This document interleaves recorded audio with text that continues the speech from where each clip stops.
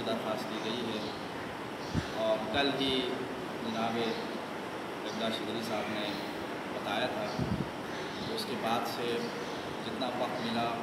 उस वक्त में चंद मतालिब इसके हवाले से जम करने की कोशिश की है। उनका खुलासा इंशाअल्लाह आपकी खिदमत में पेश करूँगा। इस हवाले से गुफ्तगू से पहले हमारे सामने क़िबला डॉक्टर मोहसिन नकवी साहब भी हैं। मैं तो ये चाहता था कि क़िबला साहब गुफ्तगू फरमाएँ और हम सब क्या हैं मुस्तफ़ीद हो जाएँ, क्योंकि हर लिहाज से आप जो हैं एक बहुत बड़ी इल्मी शख्सियत है और यकीनन इस हवाले से भी आपकी मुहक़्क़ाना यकीनन नज़र होगी। तो लेकिन बहरहाल मुंतज़मीन की जानिब से गुजारिश की गई थी, तो इसलिए चंद नुकात इंशाअल्लाह आपकी इजाज़त से खिदमत में पेश करूँगा। सबसे पहली बात तो यहाँ पर ये है कि हज़रत ज़ैद के हवाले से मुख्तसर तौर पर आपके सामने बयान कर दूँ कि हज़रत ज़ैद की इब्तदाई ज़िंदगी के हवाले से इतनी मालूमात नहीं मिलती।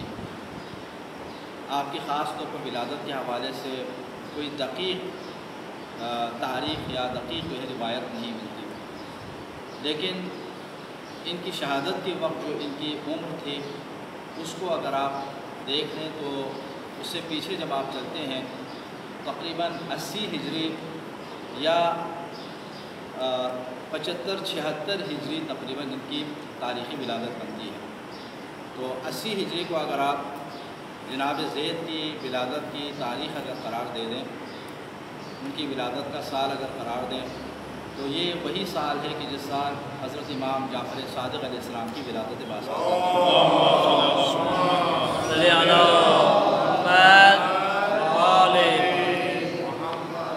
यानी तकरीबन इमाम के हम उम्र हैं, हम सिन हैं और चौथे इमाम अलैहिस्सलाम की औलाद में से हैं। तो लिहाजा इनको इस हिसाब से 15 साल या इससे कुछ ज़्यादा जो है अपने वालिद गिरामी के साथ ज़िंदगी गुजारने का मौका मिला। हज़रत इमाम मोहम्मद बाक़िर अलैहिस्सलाम के छोटे भाई हैं, क्योंकि इमाम अलैहिस्सलाम की विलादत आप जानते हैं 57 हिजरी में हुई। वाक़ई करबला से तकरीबन 2.5-3 साल पहले इमाम की विलादत बासआदत हुई। तो इमाम के छोटे भाइयों में से हैं और चौथे इमाम के फ़र्जंद हैं। इमामत के घराने में, विलायत के घराने में परवान चढ़ रहे हैं। आपके वालिद माजिद भी इमाम, आपके भाई भी इमाम और इसी तरह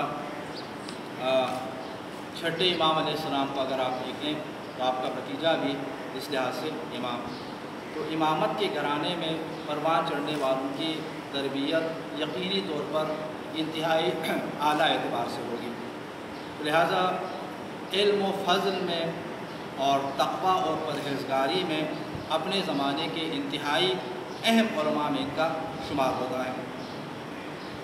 जितने भी लोगों ने जनाब ज़ैद के हवाले से गुफ्तगू की है, उनकी परहेज़गारी की तारीफ़ की है, उनके तक़वा की, और उससे बढ़कर उनके इल्म व फ़ज़ल के हवाले से तकरीबन सब ने इस बात का एतराफ़ किया है कि वो अपने ज़माने के इंतहाई बड़े आलिम और साहिब फ़ज़ल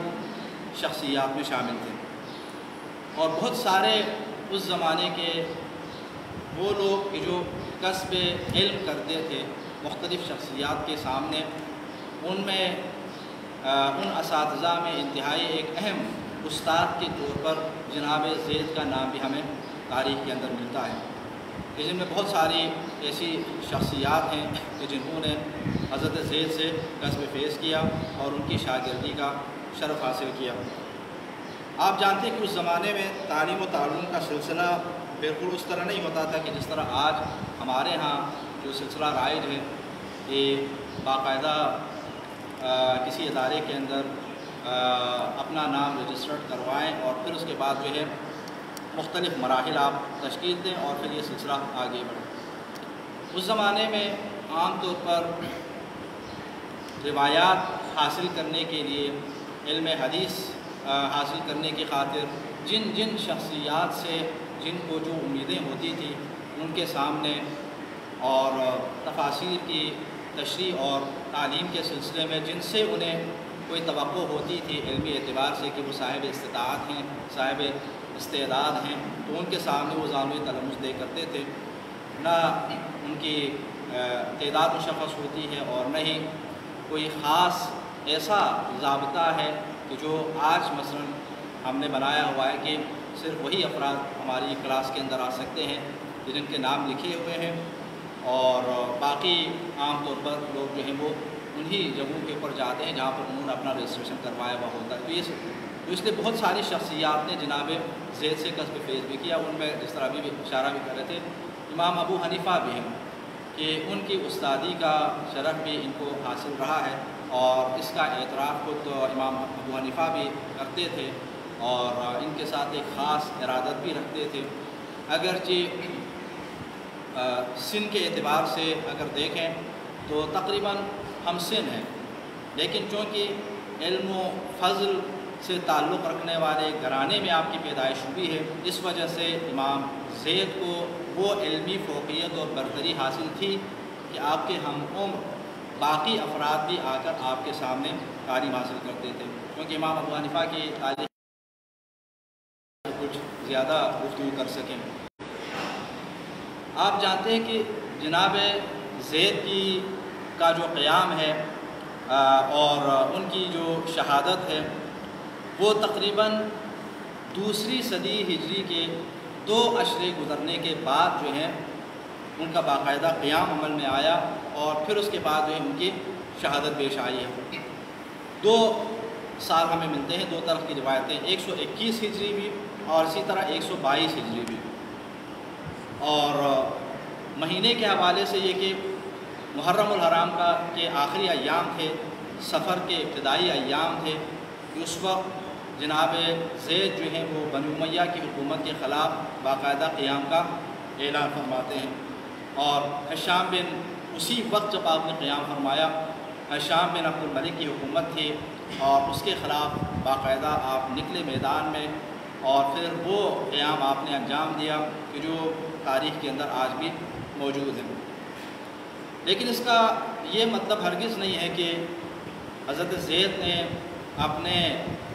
قیام کا آغاز فوری طور پر سن 121 ہجری یا 122 جس تاریخ کو بھی بہرحال صحیح قرار دیں تو اسی وقت آپ نے شروع کیا، بلکہ تاریخی روایات سے اور حقائق کے بارے میں تھوڑی سی تحقیق کرنے سے یہ بات واضح ہو جاتی ہے کہ آپ کی ان کوششوں کا آغاز حضرت امام محمد باقر علیہ السلام کے زمانے سے ہی ہو چکا تھا۔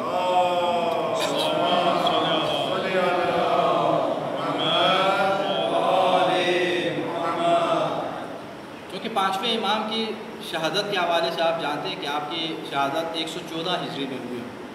114 ہجری میں ہوئی، تو اس وقت بھی جناب زید کے حوالے سے بعض لوگ یہ جانتے تھے کہ وہ ظالم حکومت کے خلاف اور بنو امیہ کے اہل بیت کے خلاف کیے جانے والے پروپیگنڈوں کے خلاف کافی انقلابی سوچ رکھتے تھے اور ان کا مقابلہ کرنے کا ایک قسم کا ارادہ بھی رکھتے تھے۔ اس وجہ سے امام علیہ السلام کے سامنے بھی اس کا کبھی کبھی تذکرہ آتا تھا، تو لہٰذا اس کا ایک کافی طویل ایک سفر ہے۔ جناب زید نے اچانک قیام کا آغاز نہیں فرمایا، بلکہ اس وقت کے جو حالات تھے ان حالات کے تناظر میں آہستہ آہستہ شروع سے آپ کی نوجوانی میں ہی آپ کا جو ایک ارادہ بن گیا تھا، تو بنو امیہ کے مظالم کو جتنا آپ دیکھتے جاتے ہیں اتنا آپ کا ارادہ قوی ہوتا چلا جاتا ہے، آپ کے ارادے میں ایک پختگی آتی چلی جاتی ہے۔ عام طور پر ایسا ہوتا ہے کہ انسان شروع میں کسی چیز کا ارادہ کر لیتا ہے، ایک حرکت کرنے کا ارادہ کر لیتا ہے، لیکن ہو سکتا ہے کہ اس وقت بعض حالات کی بنیاد پر وہ ارادہ اتنا مضبوط نہ ہو، لیکن وقت گزرنے کے ساتھ ساتھ حالات ایسے پیش آ جاتے ہیں کہ انسان کا ارادہ مضبوط تر ہوتا چلا جاتا ہے۔ تو یہی آپ سمجھیں کہ حضرت زید نے جو ظلم و ستم کے خلاف قیام کرنے کا جو ایک ارادہ کیا ہوا تھا، وقت گزرنے کے ساتھ ساتھ اس میں پختگی آتی چلی جاتی ہے اور ان کا ارادہ مضبوط ہوتا چلا جاتا ہے۔ اب اس کے عوامل اور اسباب کے حوالے سے اگر ہم تاریخ کا جائزہ لیں تو کئی عوامل اور اسباب کا تذکرہ کیا گیا ہے، جن میں سے چند کی طرف ہم اشارہ کریں گے۔ آپ جانتے ہیں کہ پہلی صدی کے نصف کے بعد جو سب سے بڑا واقعہ پیش آیا وہ واقعہ کربلا کا تھا۔ 61 ہجری میں یہ واقعہ جو پیش آیا تو اس واقعے نے پوری امت مسلمہ کو ہلا کے رکھ دیا تھا، یعنی وہ لوگ بھی اس واقعے سے متاثر ہو گئے تھے کہ جو اس وقت موجود تھے اور بظاہر مدد کر سکتے تھے، لیکن انہوں نے سستی کی وجہ سے، ایمان کی کمزوری کی وجہ سے یا حالات کی مجبوری کی وجہ سے مدد کے لیے وہ آگے نہیں آئے تھے۔ تو یا وہ افراد کہ جو بظاہر اس کے اوپر سکوت اختیار کیے ہوئے تھے اور دل سے ایک لحاظ سے رضایت انہوں نے ظاہر کر دی تھی، دکھائی تھی۔ تو تقریباً سارے کے سارے طبقات امت مسلمہ کے اندر سارے طبقات اس واقعے سے متاثر ہو گئے تھے، اور فوری طور پر واقعہ کربلا کے بعد آپ جانتے ہیں کہ کچھ ایسی تحریکیں اٹھی امام حسین علیہ السلام کی شہادت کا بدلہ لینے کے لیے کہ جنہوں نے فوری طور پر اس وقت جو اس کے محرکات تھے ان کو سزائیں دینے اور ان سے بدلہ لینے کا ارادہ کیا۔ یہ اس کی تفصیل میں ہم نہیں جاتے کہ وہ کامیاب ہوئے یا نہیں ہوئے۔ توابین اٹھے، توابین نے اپنے طور پر بھی کافی بدلہ لینے کی کوششیں کی، اور پھر اس میں وہ چونکہ توبے کی نیت سے ہی آئے تھے اور توبے کے لیے ان کا ارادہ یہی تھا کہ یا تو مارنا ہے یا مر جانا ہے، اور پھر اس کے بعد جو ہے ان میں سے زیادہ تر افراد جو ہے وہ مارے گئے تھے بنو امیہ کے لوگوں کے ساتھ مقابلہ کرتے کرتے یا ان کو مارتے مارتے ان سے بدلہ لیتے لیتے، لیکن جو بدلہ جس چیز کا لے رہے تھے ان کے ذہنوں کے اندر جو پیش نظر تھا وہ وہی واقعہ کربلا تھا۔ نواسے رسول کے اوپر جو ظلم کیا گیا تھا، جو ستم کیا گیا تھا، اسی کا بدلہ لینے کی خاطر وہ کر رہے تھے۔ پھر اس کے بعد قیام جناب مختار ہے، اور اس کے اہداف و مقاصد میں بھی ہمیں یہی سب سے اوپر نظر آتا ہے، یہی ہدف کہ واقعہ کربلا کو انجام دینے والے اور اس کے جو اصلی جو محرکین ہیں، جو عوامل ہیں، ان سے بدلہ لینے کے خاطر انہوں نے قیام کیا، اور ایک حد تک وہ بدلہ لینے میں کامیاب بھی ہو گئے۔ پھر بعد میں جو حالات پیش آ گئے وہ آپ پھر اس کے بارے میں جانتے ہیں، اور اس کے حوالے سے جناب زید کے قیام کے نتائج کے بارے میں جب ہم بات کریں گے تو وہاں پر بھی تھوڑا سا اشارہ کر لوں گا، کیونکہ ان تمام قیام کا آغاز جو ہے وہ عراق سے ہو رہا ہے، یا سرزمین کوفہ اور اس کے اطراف سے ہو رہا ہے۔ پھر جو نتیجہ پھر بعد میں سامنے آتا ہے وہ اس کے لیے اس علاقے کی سرزمین کے اندر رہنے والے جو لوگ ہیں ان کے خیالات، ان کی سوچ اور ان کی عادتوں اور ان کے جذبات کو پھر جاننا جو ہے وہ ضروری ہے۔ اس کو ہم انشاءاللہ بعد میں تھوڑا سا اس کی طرف اشارہ کریں گے، کیونکہ جناب زید کے قیام کے حوالے سے بھی ہم بات کرتے ہیں تو بظاہر یہ قیام کیا ہے، آخر میں ان کی شہادت کے اوپر منتج ہوا، اور وہ نتائج حاصل کرنے میں کامیاب نہیں ہو سکے کہ جن کی خاطر یہ انجام دے رہے تھے۔ تو لہذا اس طرح واقعہ کربلا کے بعد قیام کا سلسلہ شروع ہوا تھا۔ تو واقعہ کربلا نے ایک انتہائی گہرا اثر چھوڑا تھا تمام مسلمانوں کے ذہنوں کے اوپر۔ تو حضرت زید کہ جو امام حسین علیہ السلام کے پوتے ہیں، یعنی آپ کے دادا ایک تو امام اور اس کے ساتھ ساتھ آپ کے دادا بھی تھے، یعنی امام حسین علیہ السلام کو جس بے دردی کے ساتھ، جس ظالمانہ اور بہیمانہ انداز میں میدان کربلا کے اندر شہید کیا گیا تھا، تو امامت اور ولایت کے رشتے کے ساتھ ساتھ ان کی وراثت بھی آپ کو حاصل تھی۔ تو لہذا آپ جو ہے آپ کے ذہن کے اندر بھی اس کا گہرا اثر تھا، اور بچپن سے جب آپ نے ہوش سنبھالا، پھر اس کے بعد سے اپنی جوانی کے ایام تک اس واقعے کا تذکرہ آپ کے سامنے ہوتا تھا، اور آپ کے بابا کے حوالے سے اکثر ہم اپنی مجالس کے اندر بھی مصائب کا جب تذکرہ کرتے ہیں تو وہاں پر چوتھے امام کی گریے کا اکثر ذکر ہوتا ہے۔ تو یہ ساری چیزیں جو ہیں وہ جناب زید کے سامنے ہو رہی ہیں۔ اپنے بابا کی حالت کو اور ان کی روحانی حالت کو آپ دیکھتے ہیں کہ مظلوم کربلا کے اوپر کس طرح آپ گریہ فرماتے اور ان کے ساتھ کس عقیدت کا آپ ایک اظہار فرماتے، لیکن اس وقت کے حالات ایسے تھے کہ امام کھل کر قیام نہیں فرما سکتے، تو لہٰذا آپ نے کھل کر قیام نہیں فرمایا، لیکن بہرحال آپ نے دوسرے انداز میں باقی کربلا کو زندہ رکھا اور امام حسین علیہ السلام کے اہداف و مقاصد کو لوگوں تک چوتھے امام نے پہنچایا۔ لیکن اس کے بعد جب جناب زید تشریف لائے تو جناب زید حالات اور واقعات کو وہ دیکھ چکے تھے۔ اب آپ ایسے موقع کی تلاش میں تھے کہ جس کے ساتھ آپ ظالم بنی امیہ سے ایک لحاظ سے انتقام لے سکیں۔ ٹھیک ہے کہ اس وقت جو حاکم برسر اقتدار ہے وہ بعینہ وہی نہیں ہے کہ جو میدان کربلا کے اندر تھا، لیکن اسی کا تسلسل ہے اور انہی کے اہداف و مقاصد کو لیے ہوئے یہ کیا ہے آگے بڑھ رہے ہیں کہ اہل بیت اطہار علیہ السلام کے ساتھ ان کی جو مخاصمت ہے، اہل بیت اطہار کے ساتھ ان کی جو عداوت ہے، اس میں بظاہر کوئی تبدیلی نہیں آئی ہے۔ اگرچہ چند سال پہلے جناب عمر بن عبدالعزیز نے ان غلط بدعتوں کا خاتمہ کرنے کی کوشش کی تھی کہ جو عرصہ دراز سے سرزمین اسلامی کے اندر، مملکت اسلامیہ کے اندر جاری تھی، کہ جن میں اہل بیت اطہار علیہ السلام کی تنقیص اور ان کے اوپر سب و شتم کا سلسلہ تھا، کہ جس کا آغاز امیر شام کے زمانے سے ہوا اور یہ تقریباً جو ہے آدھی صدی سے بھی زیادہ سلسلہ جاری رہا، اور پھر پورے مملکت اسلامیہ کے اندر یہ تھا کہ امیر المومنین علیہ السلام اور اہل بیت اطہار علیہ السلام کا جب بھی تذکرہ کرتے باقاعدہ سرکاری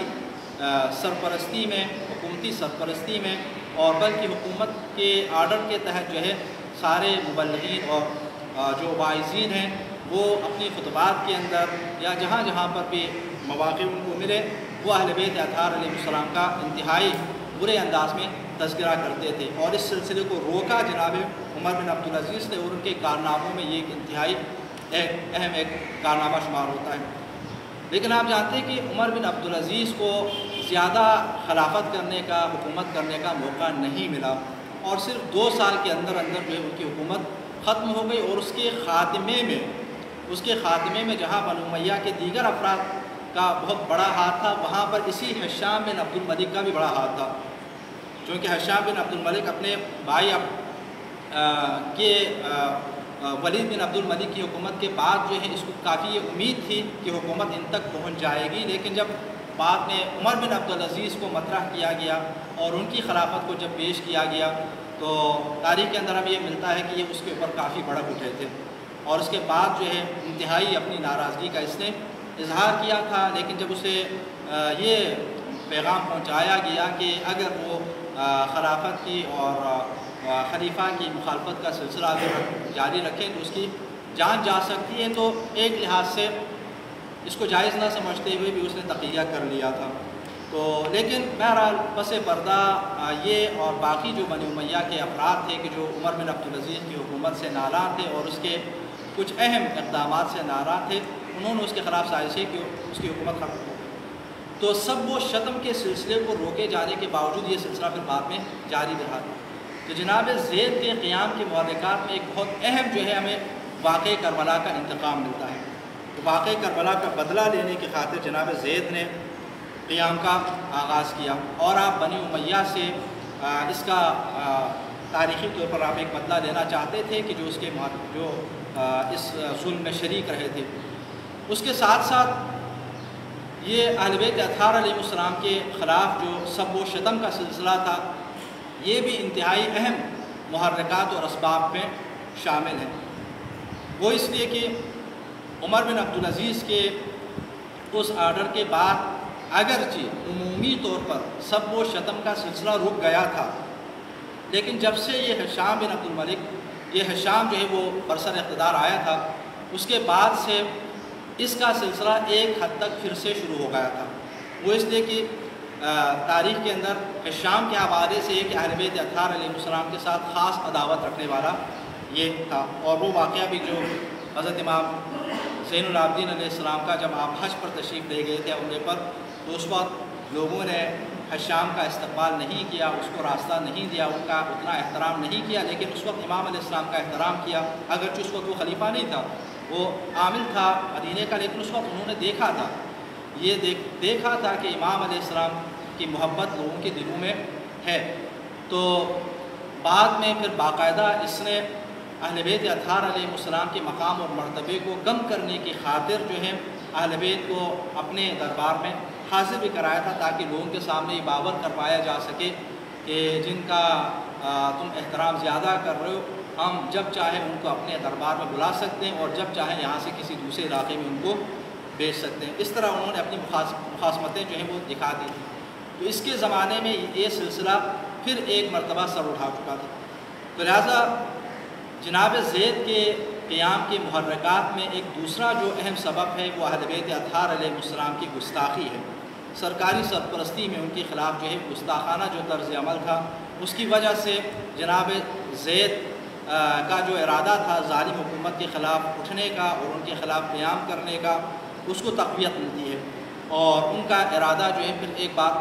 بار پھر جو ہے وہ مضبوط ہو جاتا ہے، جس کے بارے میں آپ نے سوچا ہوا تھا۔ اور اہل بیت اطہار علیہ السلام کے جن کے حوالے سے اللہ تعالیٰ نے ان کی محبت کو اپنے دلوں میں رکھنے کا حکم دیا تھا، اللہ اسألکم علیہ اجرا الا المودۃ فی القربیٰ، حضور اکرم کو باقاعدہ حکم دیا تھا اللہ رب العزت نے کہ آپ یہ ان سے فرما دیں کہ وہ ذوی القربیٰ سے محبت رکھ لیں، اور ایک لحاظ سے یہ کیا ہے اجر رسالت قرار پائے گا، چونکہ عام طور پر انبیاء کرام کی سنت یہ ہے کہ وہ کوئی اجر طلب نہیں کرتے، اور رسول اکرم نے بھی طلب نہیں فرمایا، ان اجری الا علی اللہ، تمام انبیاء کرام کا یہی نعرہ تھا، اور رسول اکرم صلی اللہ علیہ وسلم کا بھی، کہ ہمارا اجر اللہ کے اوپر ہے، لیکن اللہ نے ہی حکم دیا تھا کہ آپ اس کو یعنی اہل بیت اطہار کی قرابت کو اور ان کی عظمت اور ان کے احترام کو جو ہے آپ لوگوں سے طلب کر لیں، تاکہ یہ کیا ہے امت کی نجات کا ذریعہ بن جائے، اور ان کے لیے بعد از رسول پیغمبر اکرم صلی اللہ علیہ وسلم کی طرح جو ہے وہ اہل بیت اطہار علیہ السلام کے دامن کو تھامے رکھنے اور ان کی سیرت کے اوپر چلنے کا ذریعہ بن جائے۔ تو یہ اللہ رب العزت کی جانب سے حکم تھا، تو بجائے اس کے کہ امت کی جانب سے، مسلمانوں کی جانب سے اور اسلامی حکومت کی جانب سے اس قرآنی نظریے کو معاشرے کے اندر پھیلایا جاتا اور اس کو پروموٹ کیا جاتا، ان کی جانب سے بالکل اس کے برعکس اہل بیت اطہار علیہ السلام کی تحقیر کا سلسلہ جاری رہا۔ تو یہ یقیناً ہر مسلمان کے لیے، ہر صاحب ایمان کے لیے ایک دکھ کی گھڑی تھی۔ تو جناب زید کے لیے بھی یہ ایک لحاظ سے ناقابل برداشت عوامل میں سے تھا، کہ جس کی وجہ سے ظالم حکومت کے خلاف، بنو امیہ کے ظالم حکمرانوں کے خلاف ان کے قیام کا جو ارادہ ہے وہ مضبوط سے مضبوط تر ہوتا چلا جاتا ہے، اور آپ اس کے خلاف بھی اٹھ کھڑے ہوتے ہیں۔ اور ایک اور انتہائی اہم جو جناب زید کے اہداف اور ان میں بیان کیا گیا ہے وہ امر بالمعروف اور نہی عن المنکر ہے، کہ جس کی خاطر مظلوم کربلا نے بھی اپنے قیام کا آغاز فرمایا تھا، کہ مدینے سے جب آپ نکلے تھے تو آپ نے اپنے اہداف میں اسی کو سر فہرست رکھا کہ میں امر بالمعروف اور نہی عن المنکر کو زندہ کرنے کی خاطر نکل رہا ہوں، اور اپنے بابا اور اپنے نانا کی سیرت کو زندہ کرنے کی خاطر، ان کے راہ اور طریقے سے امت گمراہ ہو چکی ہے، پھر چکی ہے، تو لہٰذا اس کی طرف امت کو واپس پلٹانے کی خاطر میں اس راہ کی طرف گامزن ہوں۔ اور جس امر بالمعروف اور نہی عن المنکر کے فریضے کی وجہ سے اللہ تعالیٰ نے اس امت کو امت وسط قرار دیا، اس امت کو بہترین امت قرار دیا، اس سے یہ امت جو ہے وہ پھر چکی تھی۔ عام طور پر تو یہ ہے نا کہ معاشرے کے اندر برائی اگر سامنے آ جائے تو انسان رو کے، معاشرے کی حالت اس نحت پر پہنچ چکی تھی، نہ صرف یہ کہ نہیں روکا جاتا تھا بلکہ سرکاری سرپرستی میں بہت ساری برائیاں جو ہے وہ معاشرے کے اندر عام ہوتی چلی جا رہی تھیں۔ تو امام شہید کربلا نے بھی، سید الشہداء نے بھی اپنے قیام کے اندر، قیام کے آغاز میں محرکات میں اس کو بیان فرمایا کہ یہ ختم ہو چکا ہے، تو لہٰذا ایسے حالات میں اگر خاموش رہا جائے تو پھر اسلام کا خاتمہ ہو جائے گا، پھر اسلام کا وہ خدا حافظ کہنا چاہیے۔ تو جناب زید بھی اپنے زمانے میں دیکھ رہے تھے کہ اس انتہائی اہم فریضے کو ترک کیا گیا ہے، اس کو متروک قرار دیا گیا ہے، اس کے بعد وہ اس کے احیاء کے لیے میدان میں آتے ہیں، اور آنے کے بعد کیا ہے وہ ان کے خلاف لوگوں کو امر بالمعروف اور نہی عن المنکر کی دعوت دیتے ہیں۔ اسی طرح خود بنی امیہ کا ظلم و ستم، ان کے اہداف میں یہ ہے کہ بنی امیہ کا جو ظلم و ستم تھا عام لوگوں کے اوپر، اہل بیت اطہار علیہ السلام کے حوالے سے تو خصوصی طور پر، ان سے ہٹ کر بھی عام لوگوں کے ساتھ جو ان کا رویہ تھا، جو ان کا ایک طرز عمل تھا، سلوک تھا، وہ ظالمانہ تھا، کیونکہ ظالمانہ حکومت تھی۔ اور عام طور پر یہ ہے کہ جب ڈکٹیٹرشپ قائم ہو جائے تو اس وقت وہ اپنی حکومت کو بچانے کے لیے ہر قسم کا حربہ استعمال کرتے ہیں، ٹھیک ہے۔ اس میں حکومت کو بچانے کی خاطر کسی کے خلاف ظلم بھی اگر کرنا پڑے، ستم بھی اگر کرنا پڑے تو اس سے وہ پیچھے نہیں ہٹتے۔ تو ہشام بن یہ ہشام جو ہے اس کے حوالے سے ہے کہ اس کے زمانے میں کئی اور علاقوں کے اندر دوسرے لوگوں نے بھی قیام کا آغاز کیا تھا۔ خود خراسان کے اندر کچھ اور لوگ تھے کہ جو قیام کر رہے تھے۔ بصرے کے حوالے سے بھی ہمیں روایات کے اندر ملتا ہے کہ کچھ لوگوں نے بصرے کے اندر بھی کیا، باقی علاقوں کے اندر بھی، لیکن ان کو انتہائی سختی کے ساتھ انہوں نے کچلا تھا۔ یعنی ہر اس شخص کو کہ جو اس کی حکومت کے سامنے آ جائے یا اس کی ظالمانہ کارروائیوں کے خلاف آواز اٹھائے، ان کو ختم کرنا، ان کو اپنے راستے سے ہٹانا وہ ضروری سمجھتا تھا۔ لہٰذا ایسے ظالم شخص کی حکومت میں خاموش رہنے کو جناب زید صحیح نہیں سمجھتے تھے، تو لہٰذا وہ ان کی ظالمانہ حکومت کے خاتمے کی خاطر وہ کیا ہے، میدان میں آتے اور آنے کے بعد اپنی کوششوں کا آغاز کرتے ہیں، اور ایک طویل جدوجہد بہرحال انہوں نے انجام دی ہے۔ تو ظالمانہ حکومت کے خاتمے کی خاطر جو ہے انہوں نے یہ کوششیں انجام دی۔ تو جناب زید نے جو قیام انجام دیا، یہ چند ایک اسباب و محرکات میں نے انتہائی اختصار کے ساتھ آپ کے سامنے بیان کیا، لیکن اب اس کے بعد جو ہے ان کے اوپر جو تبصرہ ہے، ان کے حوالے سے اگر آپ دیکھیں گے تاریخ کے اندر تجزیہ کرنے والوں کا اور اسی طرح علماء کا، محققین کا، تو انہوں نے کئی انداز میں اس کے اوپر تبصرہ کیا ہے۔ بعض نے جناب زید کے قیام کے حوالے سے یہ نظریہ پیش کیا ہے کہ جناب زید نہ تو پانچویں امام کی امامت کو مانتے تھے اور نہ ہی چھٹے امام کی امامت کے قائل تھے، بلکہ وہ چوتھے امام کے بعد اپنی امامت کی طرف لوگوں کو دعوت دے رہے تھے۔ بعض ایک قلیل تعداد میں بعض لوگوں نے اس نظریے کا اظہار کیا ہے، لیکن جہاں تک اس نظریے کی بات ہے، بعد میں آنے والے ائمہ معصومین علیہ السلام، کیونکہ حضرت زید کا قیام تو 121-22 میں ہوا، تو اس کے بعد چھٹے امام بھی موجود ہیں، اور چھٹے امام کے بعد آنے والے باقی ائمہ کی زندگیاں بھی جو ہیں وہ ہیں، اور ان کے سامنے جناب زید کا قیام بھی موجود ہے۔ تو لہذا ان ائمہ طاہرین کے اقوال اور جناب زید کا جب ان کے سامنے تذکرہ ہوتا تھا تو ان کا جس انداز میں وہ تذکرہ فرماتے ہیں اس کو جب ہم دیکھتے ہیں تو یہ نظریہ ہمیں کمزور نظر آتا ہے، بلکہ اس کے برعکس امام علیہ السلام کی جانب سے جناب زید کی غیر معمولی تعریف ہمیں نظر آ جاتی ہے۔ اور اگرچہ یہاں پر یہ بات آپ کی خدمت میں پیش کر لوں کہ حضرت زید نے جو قیام فرمایا اس کی علناً امام نے حمایت نہیں فرمائی،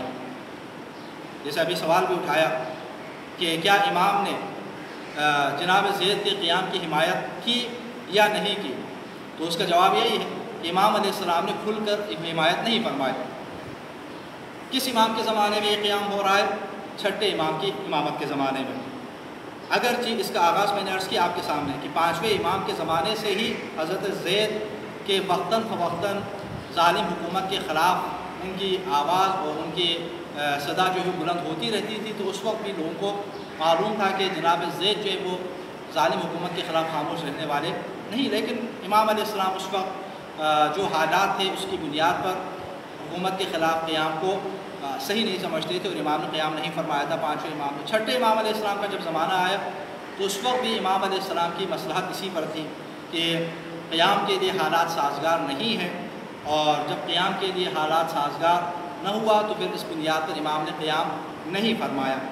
اور جناب زید جب قیام کے لیے جا رہے تھے تو اس وقت بھی چھٹے امام علیہ السلام نے اسے فرمایا تھا کہ تمہارا یہ قیام جو ہے نتیجہ خیز نہیں ہوگا، لیکن اس کے ساتھ ساتھ انہیں شہادت کی ایک لحاظ سے خبر بھی دی تھی، کیا تم وہ بننا چاہتے ہو کہ جن کے جسد کو وہاں پر لٹکا دیا جائے گا؟ حضرت زید کو بھی ایک لحاظ سے اس بات کا علم ہو چکا تھا کہ اس راہ میں ان کی جان چلی جائے گی، لیکن یہ اسباب و علل تھے کہ جن کی بنیاد پر وہ اپنے اوپر کم از کم حجت کو ظالم حکومت کے خلاف قیام کے سلسلے میں تمام سمجھتے تھے، اور اپنا وظیفہ اور اپنی ذمہ داری سمجھتے تھے کہ ان کے خلاف جو ہے وہ اٹھ کھڑے ہوں اور ان کے خلاف اپنی توان کی حد تک وہ کوشش کر لیں۔ تو جناب زید نے قیام کیا، امام علیہ السلام نے کھل کر ان کی حمایت نہیں فرمائی، لیکن اس کے بعد سوال یہ تھا کہ امام علیہ السلام کی حمایت نہیں تھی، لیکن امام علیہ السلام نے اس کی کھل کر مخالفت بھی نہیں کی۔ یہ بھی ایک انتہائی اہم بات ہے کہ کھل کر حمایت بھی نہیں فرمائی اور کھل کر مخالفت بھی نہیں فرمائی، کہ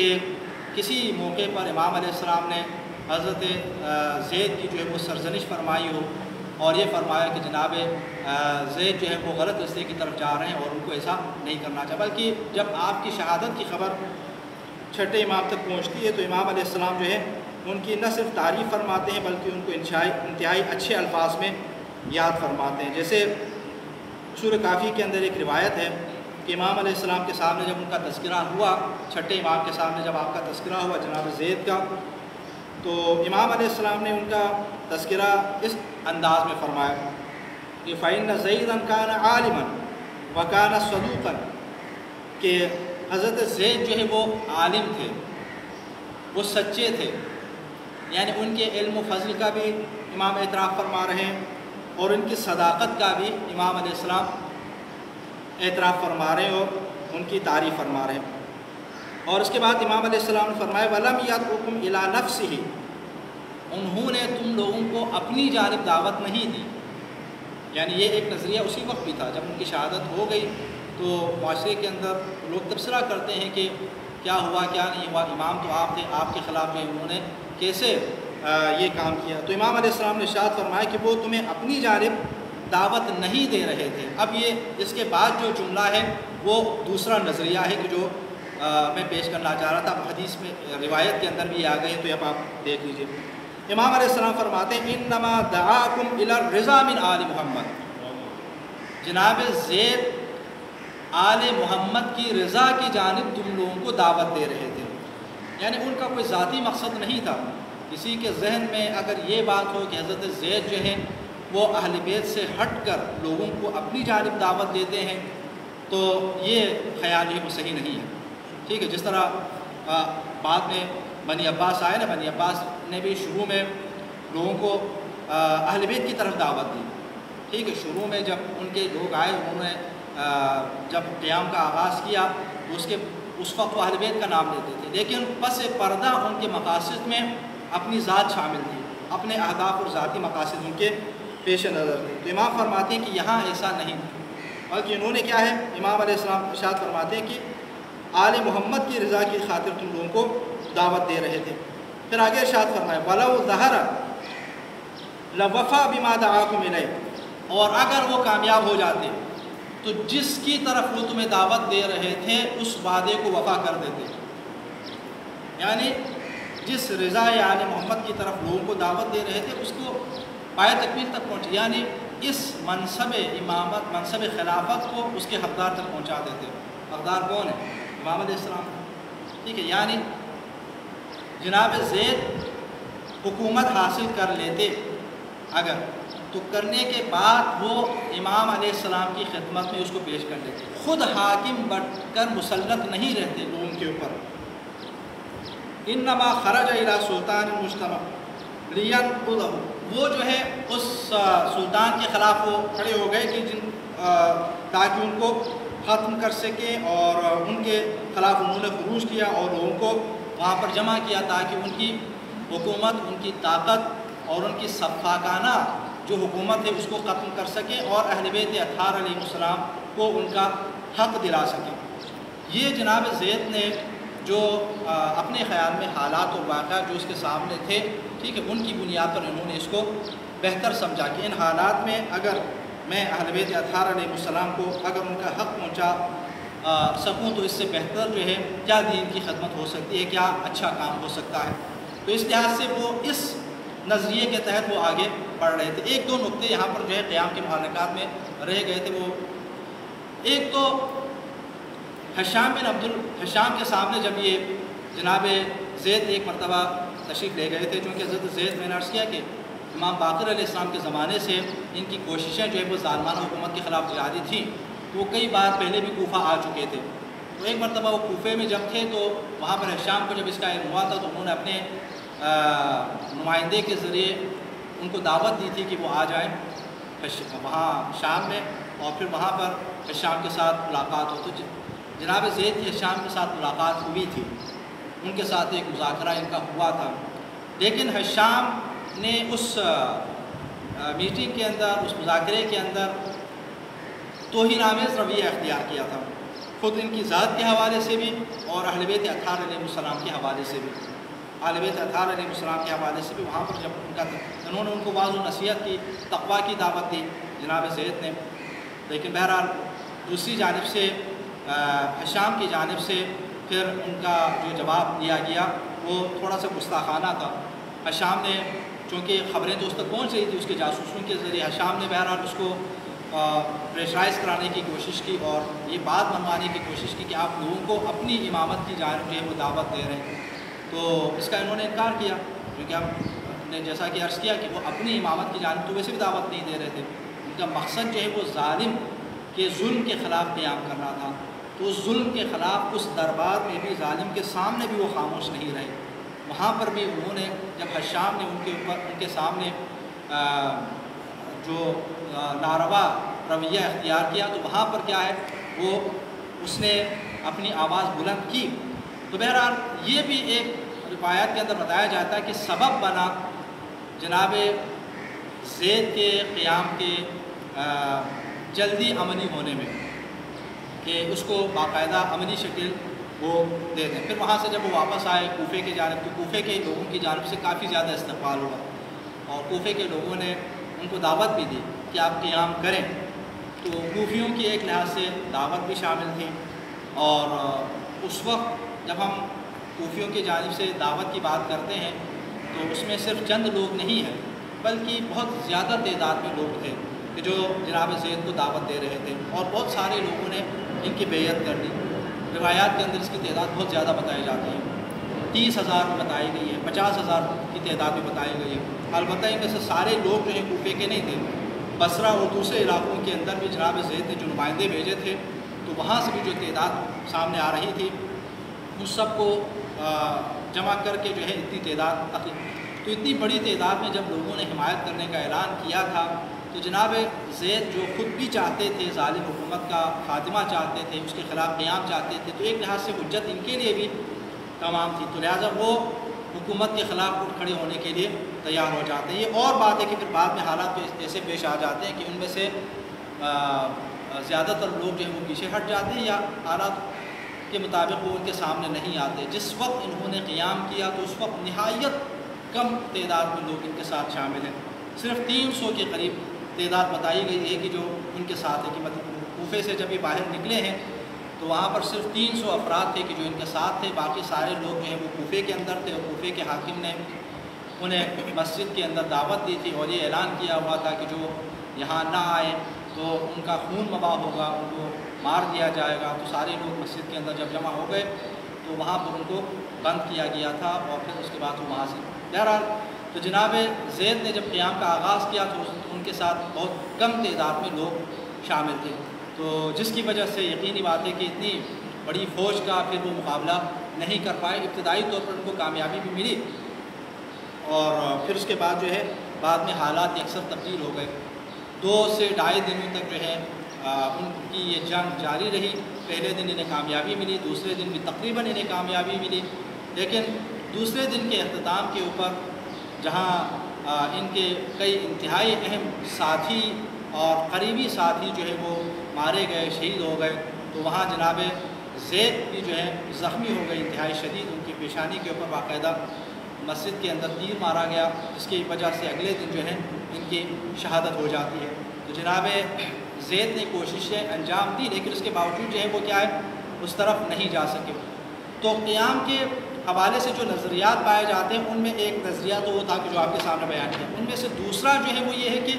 جناب زید اپنی جانب دعوت نہیں دے رہے تھے، بلکہ وہ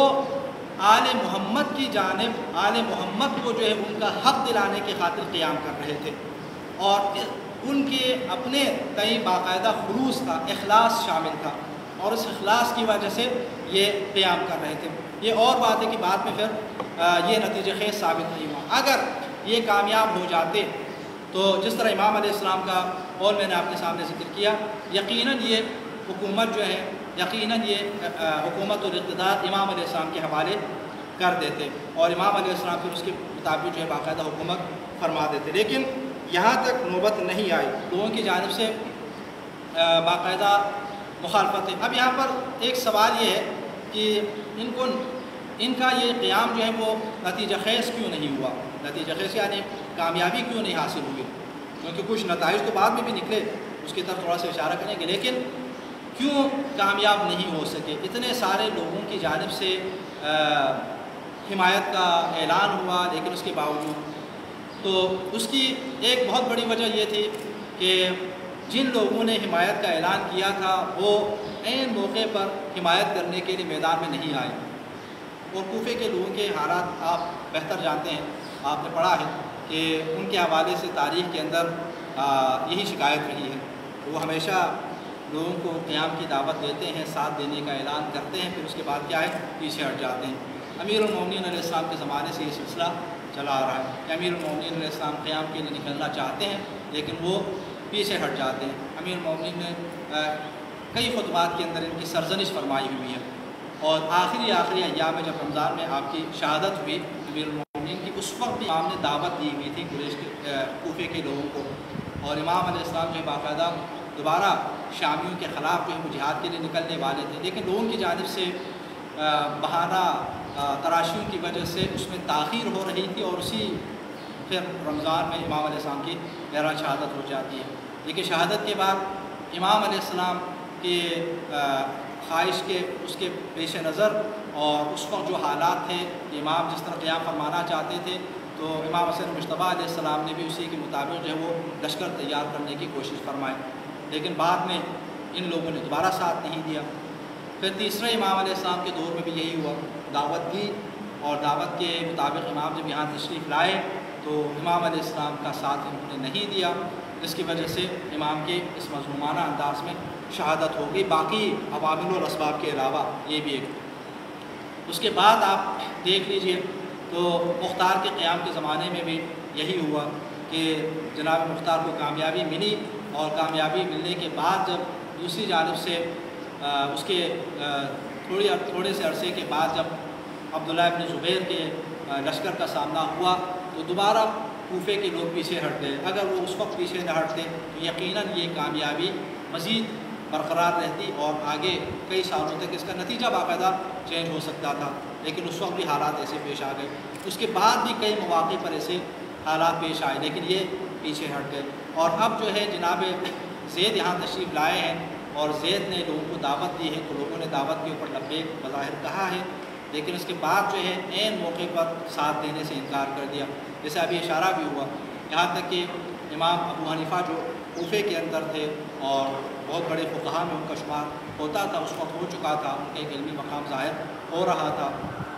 ابھی اس لیول پر نہیں پہنچے تھے، لیکن بہرحال کوفے کے انتہائی اہم فقہاء میں ان کا شمار ہوتا تھا۔ انہوں نے بھی ہشام کے خلاف جناب زید کے قیام کی حمایت کا اعلان کیا، کوفے کے اندر موجود باقی رؤساء نے بھی حمایت کا اعلان کیا، امام ابو حنیفہ نے باقاعدہ مالی مدد بھی کی، خود شریک نہیں ہو سکے لیکن اس کے باوجود انہوں نے مالی مدد کی اور اپنے لوگوں سے اپنے ساتھیوں کو انہوں نے حکم دیا یا انہیں نصیحت کی کہ وہ شریک ہو جائیں جناب زید کی حمایت میں اور ہشام کے خلاف قیام میں۔ لیکن بعد میں بہرحال حالات ایسے پیش آ گئے کہ یا تو آپ یہ کہہ لیجئے کہ لوگوں کو جب مسجد کے اندر بند کیا گیا تو یہ سبب بن گیا جناب زید کے عدم حمایت کا، کہ البتہ اس عذر کو خود جناب زید نے بھی قبول نہیں کیا ہے۔ جناب زید نے بھی جب ان کے سامنے بعض لوگوں نے کہا کہ وہ تو مسجد میں گرفتار ہیں یہ سارے لوگ گرفتار ہو گئے، باقی کیوں نہیں آ رہے؟ بہت سارے افراد ایسے تھے کہ جو مسجد سے باہر بھی تھے، وہ کیوں نہیں آ رہے؟ پھر بہرحال عین موقع پر جب دشمن کی جانب سے جناب زید کے کئی ساتھیوں کو قتل کیا جاتا ہے، مار دیا جاتا ہے، تو اس خوف سے وہ پیچھے ہٹ گئے اور ساتھ دینے سے انکار کر دیا، تو اس وجہ سے انہیں کامیابی نہیں ملی۔ اور دوسری طرف جو ہے ان کا مقابلہ جس لشکر سے تھا بنی امیہ کا، اتنے سال سے وہ اقتدار میں ہیں، تو ان کی حکومت انتہائی مضبوط تھی، انتہائی مضبوط تھی، اور ان کے پاس فوج کی تعداد بہت زیادہ تھی، تو ایک بہت بڑی فوج کے ساتھ ان کا مقابلہ ہو رہا تھا، تو اس وجہ سے بھی یہ کیا ہے، کامیاب نہیں ہو سکے۔ لیکن سب سے بڑی جو وجہ ہے وہ عین موقع پر لوگوں کی جانب سے کی جانے والی وہ بے وفائی تھی کہ جو انہوں نے جناب زید کے ساتھ انجام دی، تو اس وجہ سے انہیں بظاہر کامیابی نہیں ملی۔ لیکن اس کے بعد اس کے اثرات کیا مرتب ہوئے؟ اب ایک سوال یہ ہے کہ اس کا پھر فائدہ کیا ہو؟ تو بعد میں اثرات کی جانب اگر آپ نگاہ دوڑاتے ہیں تو آپ کو معلوم ہوتا ہے کہ حضرت زید ہی کا قیام سبب بنا ہے آگے چل کر بنی امیہ کی حکومت کے خاتمے کا، اور خاص طور پر اسی حشام کی حکومت کے خاتمے کا۔ ایک روایت آپ کے سامنے حضرت امام جعفر صادق علیہ السلام کی ہی ہے۔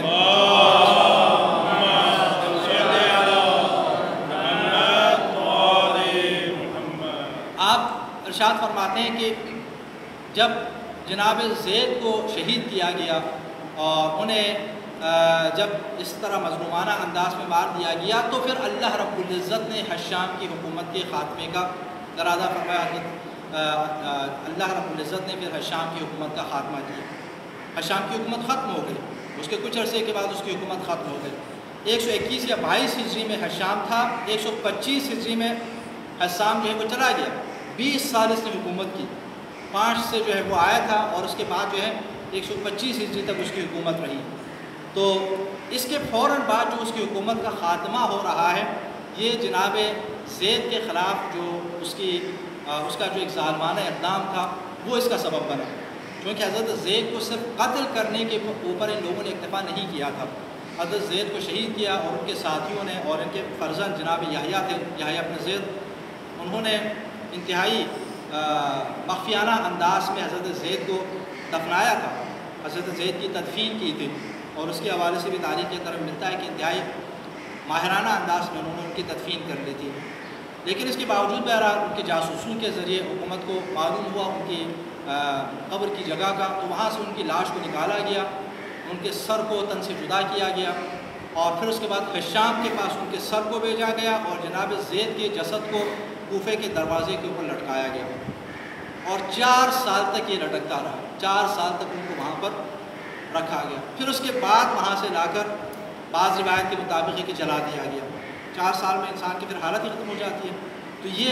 یعنی اس وقت کبھی کبھی انسان کو واقعی حیرت ہوتی ہے کہ جب بعض لوگ مثلا ان سارے حکمرانوں کے لیے وہی خلافت کا ٹائٹل جب دیتے ہیں تو انسان پھر حیران ہوئے بغیر نہیں رہ جاتا کہ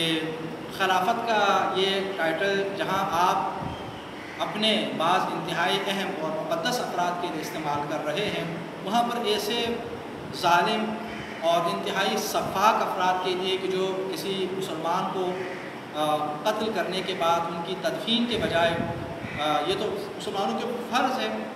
وہ مر جائے، آپ کا دشمن ہی کیوں نہ ہو، آپ اس کو دفنا دیں، ٹھیک ہے، تدفین کرنا، اس کو کفن دینا یہ تو فرض، لیکن ان کو قبر سے نکال کر ان کے ساتھ یہ سلوک کرنا، لیکن پھر بھی تاریخ کے اندر جو ہے ان کے لیے لفظ خلافت اور لفظ خلیفہ عنوان جو ہے ان کو اب تک دیا جانا اور ان کو انہی عناوین سے یاد کرنا، یہ واقعی ہر انسان کے لیے، ہر مسلمان کے لیے ایک حیرت کا باعث ہے۔ صرف اس کی بات نہیں، اس کے علاوہ بھی بعض اور ایسے حکمران گزرے ہیں کہ جنہوں نے اس قسم کے ظالمانہ اقدامات انجام دیے ہیں۔ تو جناب زید کے ساتھ اب اس کے بعد پھر جو اس کے اثرات میں نے عرض کیا کہ بنی امیہ کی حکومت کا خاتمہ وہ کیسے، وہ اس طرح کہ ان کا جو بیٹا ہے حضرت یحییٰ جو انتہائی کم عمری کے عالم میں تھے، آپ لوگوں کے سن کے تھے، تقریباً 18 سے 20 سال کے وہ تھے، وہ بہرحال یہاں سے جب ان کے والد کو شہید کیا جاتا ہے تو یہاں سے وہ کسی نہ کسی طرح خراسان کی جانب نکل جاتے ہیں، اور خراسان کے اندر جناب زید کے دعوت کے اوپر لبیک کہنے والے کافی لوگ اس وقت تھے، لیکن قیام جس وقت انہوں نے قیام کیا تھا کچھ حالات ایسے پیش آ گئے تھے کہ جو تاریخ انہوں نے مقرر کی ہوئی تھی اس سے ذرا پہلے جو انہیں قیام کا آغاز کرنا پڑا تھا کہ بظاہر ناکامی کے اسباب میں یہ بھی بیان کیا گیا ہے۔ تو وہاں خراسان جب گئے تو خراسان میں ان کے والد کے ساتھ ارادت رکھنے والے بہت سارے افراد ایسے تھے کہ جو ان کے قریب ہو گئے، اور پھر اس کے بعد جو ہے البتہ وہاں پر گرفتار بھی ہو جاتے ہیں۔ گرفتاری کے بعد جو ہے کچھ عرصے کے بعد دوبارہ ان کی کمسنی کی بنیاد پر یا انہیں جو زنجیر اور غل کے اندر جو گرفتار رکھا گیا تھا، بعد میں بہرحال ان کو آزادی دی جاتی ہے اور لوگ ان کے قریب ہو جاتے ہیں اور انہی میں ابو مسلم خراسانی بھی ہے، اور بعد میں حضرت یحییٰ کو بھی وہاں پر شہید کیا جاتا ہے۔ وہ قیام کرتے وہاں پہ خراسان کے اندر، لیکن خراسان کے اندر ان کا قیام بھی بظاہر ناکام ہو جاتا ہے، لیکن اسی کے نتیجے میں ابو مسلم خراسانی آ کر اس کا بدلہ لیتے ہیں اور ہر اس بندے کو، جس طرح یہاں پر جناب مختار نے بہت سارے ان افراد کو قتل کیا کہ جو امام علیہ السلام کی شہادت میں شریک تھے، جرم میں شریک تھے، وہاں پر ابو مسلم خراسانی نے یحییٰ کی شہادت کے واقعے میں ملوث بہت سارے کرداروں کو کیفر کردار تک پہنچایا اور ان کو قتل کیا، اور اس کے بعد پھر ان کی تعداد بڑھتی چلی گئی اور ابو مسلم خراسانی وہاں پر بنو امیہ کے نمائندوں کے خلاف قیام کرتے ہوئے آگے بڑھا،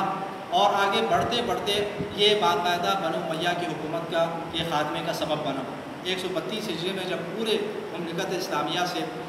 بنو امیہ کی حکومت کا خاتمہ کرنے میں کامیاب ہو جاتے ہیں، تو بنی عباس پھر بعد میں شامل ہو گئے۔ اس کامیابی میں انتہائی اہم ترین جو کردار ہے وہ ابو مسلم خراسانی کا ہے، اور ابو مسلم خراسانی جو وہ جناب یحییٰ کی شہادت کے وقت جو ہے وہ ان افراد میں شامل ہے کہ بعض اس کے مطابق ان کے ساتھ ملاقات ہو چکی تھی، بعض کے مطابق ملاقات نہیں ہوئی تھی، لیکن نظریاتی طور پر ان کے ہم خیال ہو چکے تھے۔ تو اس کے بدلے کی خاطر وہ میدان میں آتے ہیں، اور پھر اس کے بعد جناب زید کی شہادت کا اور یحییٰ کی شہادت کا بدلہ لیتے اور واقع کربلا بھی یقیناً ان کے پیش نظر ہے، پھر حکومت کا خاتمہ کرنے میں کامیاب ہو جاتے ہیں۔ تو بنی امیہ اگر اپنے انجام تک پہنچ گئے بنی امیہ کے لوگ، تو اس میں جہاں واقع کربلا کا ایک کردار ہے وہاں پر جناب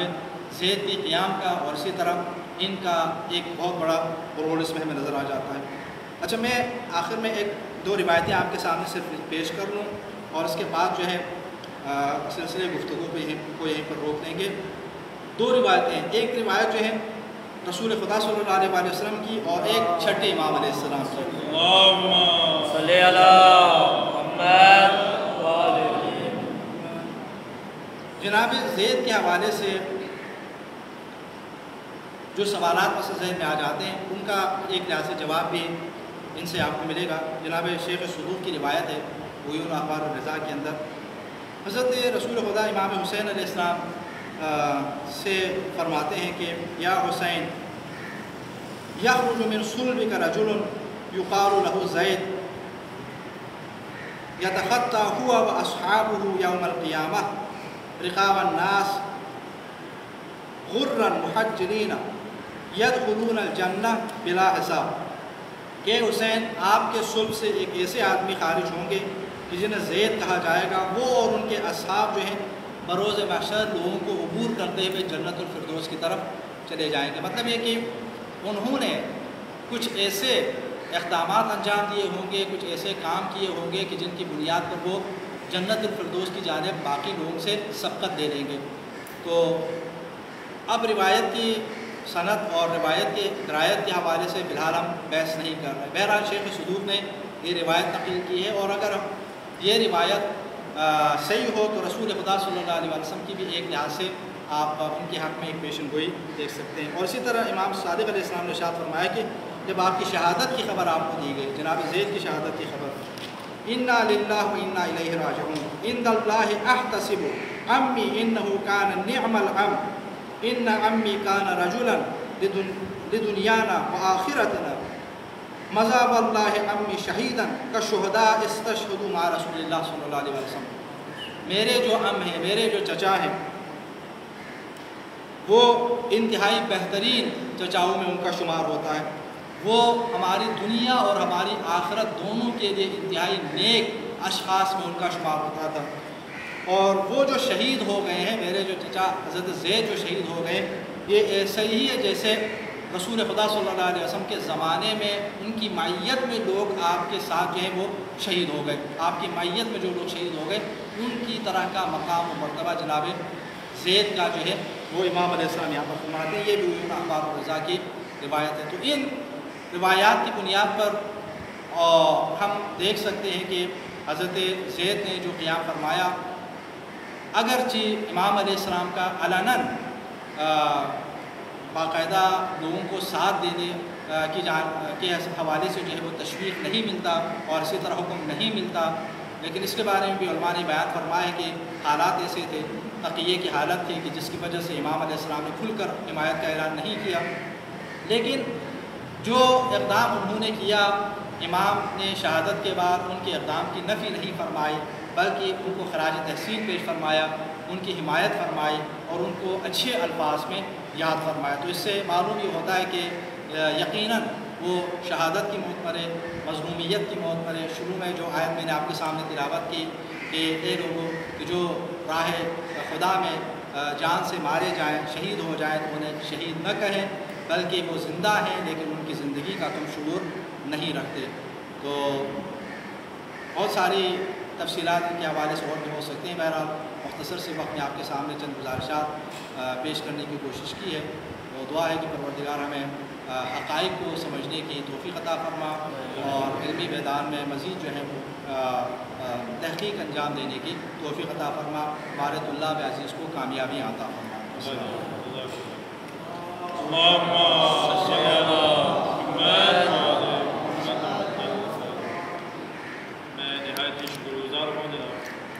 پروفیسر ڈاکٹر جواد حیدر ہاشمی صاحب کا کیا تشریف لائے اور اس موضوع پر آپ نے شعر حاصل گفتگو کی، اور میں گزارش کروں گا کہ محترم نقوی صاحب سے اگر وہ کچھ اس میں تکمیلہ فرمائیں تو ہمارے لیے خوشی کی بات ہے۔ آج ہم سننے کے لیے آئے تھے کہ یہ موضوع ایسا ہے کہ جس پہ کم بولا جاتا ہے اور لوگوں کو اس کے اطراف و جوانب کا علم نہیں ہے، اور ہمیں بہت خوشی ہوئی کہ قبلہ جواد ہاشمی صاحب نے اس کو بہت تفصیل سے اس کے مختلف پہلوؤں کا احاطہ کیا۔ تو آپ کی اجازت سے اور مولانا کو حکم ہے تو ایک دو باتیں ہم بھی تبرکاً عرض کرتے ہیں تاکہ اس تذکرے میں ہمارا بھی نام آ جائے۔ ایک تو وہ سارے پہلو ہیں جن کی طرف ڈاکٹر صاحب نے اشارہ کیا، اس میں ایک بات کو بس ہم اور آپ کی توجہ دلانا چاہیں گے، وہ یہ ہے کہ وہ بھی اس لیے کہ آپ اس میں مزید تحقیق کر سکیں کہ نبی کریم صلی اللہ علیہ وسلم کے انتقال کے فوری بعد امیر المومنین علیہ السلام کے دو کردار ہمیں واضح طور پہ سامنے آتے ہیں تاوقت شہادت۔ ایک تو یہ کہ حکومت میں جو علاقے آ چکے ہیں ان کی حفاظت میں مخالفت نہ کرنا، بلکہ اگر وہ بڑھ رہی ہے وہ ہے تو اس کی مخالفت کرنا۔ دوسری جو چیز ہے وہ ہے شریعت کا دفاع، بہی معنی کہ ہر موقع پر جو شریعت کا صحیح موقف تھا وہ آپ پیش کرتے ہیں۔ ایک حکومت کا ورژن ہوتا تھا جو وہ فیصلہ کرنا چاہ رہی تھی، اور دوسرا ہوتا تھا کہ جو امام علی علیہ السلام سامنے رکھتے تھے۔ پھر جب آپ کا ظاہر خلافت کا دور آتا ہے تو اس میں ہم دو باتیں دیکھتے ہیں کہ اب وہ تلوار اور تبلیغ دونوں ایک ہی شخص میں جمع ہو، امیر المومنین علیہ السلام، کہ اب دفاع بھی کرنا ہے اور اس کے ساتھ ساتھ تبلیغ بھی کرنا۔ اب یعنی دین اسلام کو اپنے اصل شکل میں اس کو پیش کرنا۔ بنیادی طور کے اوپر آپ اور ہم سب یہ بات جانتے ہیں کہ دین یا مذہب کسی معاشرے میں ہی آتا ہے، کسی علاقے میں شروع ہوتا ہے، کسی علاقے میں پنپتا ہے، ڈیولپ ہوتا ہے آگے چلتا ہے، تو اس کی حفاظت، اس کی بقا بڑی ضروری ہوتی ہے۔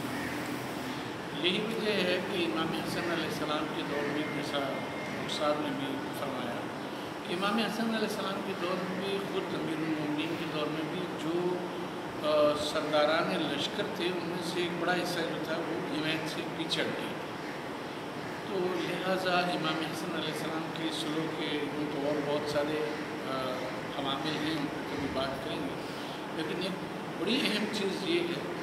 کہ دین وہیں پھیلایا جا سکتا ہے کہ جب معاشرہ قائم ہو۔ تو امام حسن علیہ السلام اس معاشرے کے